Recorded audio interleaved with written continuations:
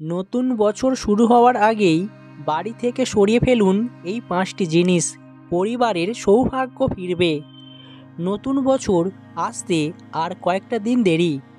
সারা বছর আমরা বিভিন্ন সমস্যায় পড়ি, জীবনে দুর্ভাগ্য নেমে আসে।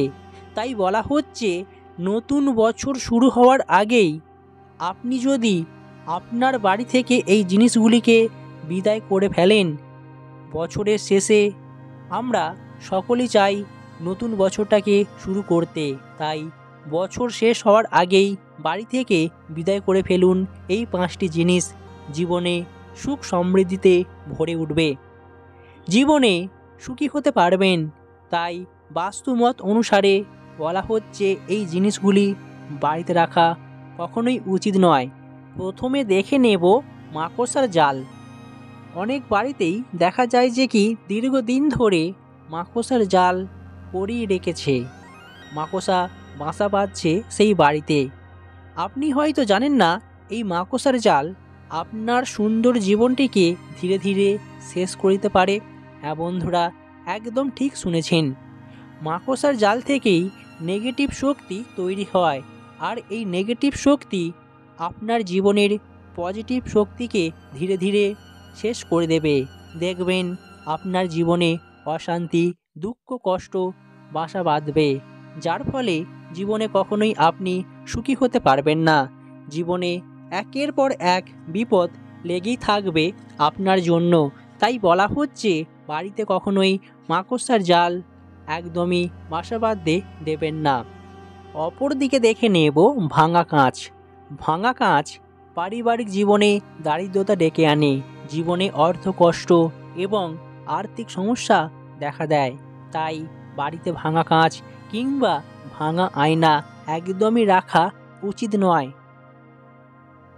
এবার দেখে নেব ছেঁড়া জামা কাপড়।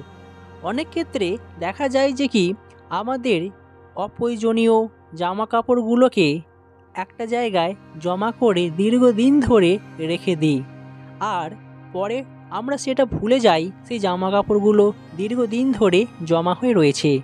এই সব জামা কাপড় কখনোই বাড়িতে রাখা উচিত নয়।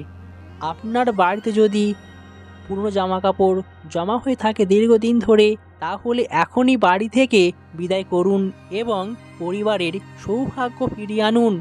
নচেত আপনার জীবনে দুর্ভাগ্য নেমে আসতে বেশি সময় লাগবে না। অপর দিকে দেখে নেব ছেঁড়া জুতো। বাস্তুশাস্ত্র অনুসারে আপনি আপনার বাড়িতে পুরনো ছেঁড়া জুতো কখনোই রাখবেন না। আপনি যদি এই জিনিসগুলি আপনার বাড়িতে রেখে দেন, তাহলে আপনার পরিবারে অশুভ ফল প্রদান করবে। জীবনে কোনো কাজেই আপনি সাফল্য পাবেন না। জীবনে একের পর এক দুর্ভাগ্য নেমে আসবে।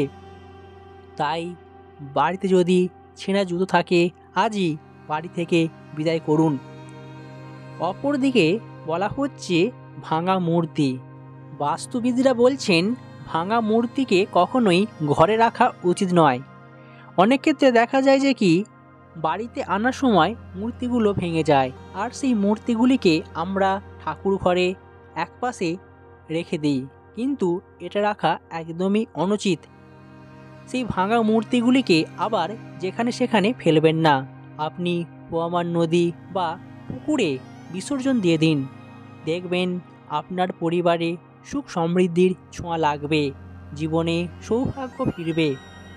অবশেষে দেখে নেব মরে যাওয়া গাছ।